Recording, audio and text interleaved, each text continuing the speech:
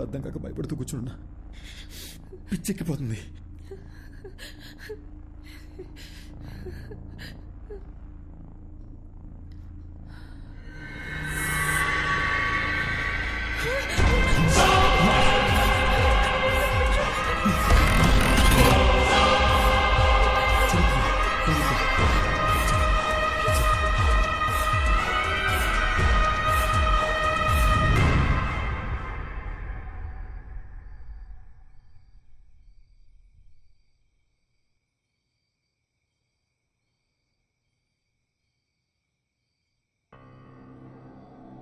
అసలు ఎవరు వీళ్ళు?